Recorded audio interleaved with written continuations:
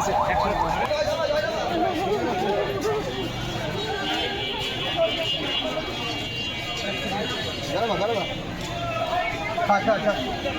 উষা করা হয় করার পর যে কখন বেড়াইছে এখন মানুষটাই তলে লোক আছে তো পরবর্তীতে সবাই মিলে ওটা অনেক তো ওজন তো গ্রামের মানুষ অনেকেই ছিল ওখানে উষা করে ভাইকে বের করা হয় করার পরে ভাইয়ের সব শৈলী কিন্তু তলে ছিল তো গোপাল লোকের ভিতরে ভাইটি ছিল পরবর্তীতে হসপিটালে আনার পর হালকা হালকা নিঃশ্বাস চলছিল পরবর্তীতে দেখে মারা গেছে ওনার নাম মোহাম্মদ রানা। গাড়ি অ্যাক্সিডেন্ট হয়েছে, সবাই চিল্লাপাল্লা করছে। পরে আমরা ওখানে দৌড়ায় যাই, দেখি সবাই নিচে, গাড়ির নিচে যে কজন মানে অ্যাক্সিডেন্ট হয়েছে সবাই নিচে, গাড়ির গায়ের উপরে গরু সহ। পরে হালকা উঁচা করি গরুর দড়িগুলা কাটি দেওয়া হয়েছে, দেওয়ার পরে গাড়িটা উঁচা করি তাদেরকে বার করা হয়েছে। বার করার পরে এদের 4 জনের গুরুতর অবস্থা, আমরা একটা গাড়ি ধরে নিয়ে আসছি এখানে এই পর্যন্ত।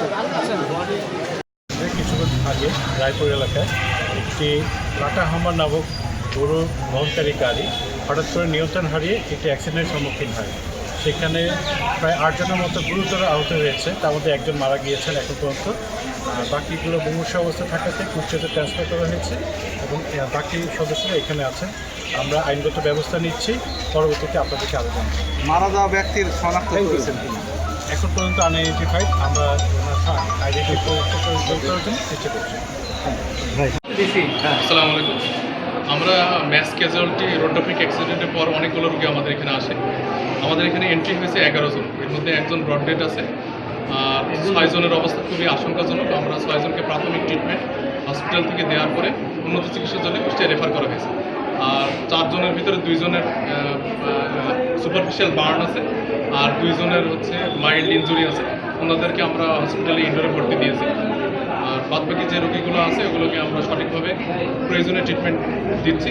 এখানে হসপিটালের সমস্ত ডক্টর এবং সিস্টাররা স্বতঃস্ফূর্তভাবে সহযোগিতা করছে। সকলকে আমি ধন্যবাদ জানাচ্ছি এবং এই রোগীগুলোর সুস্থতা কামনা করছি।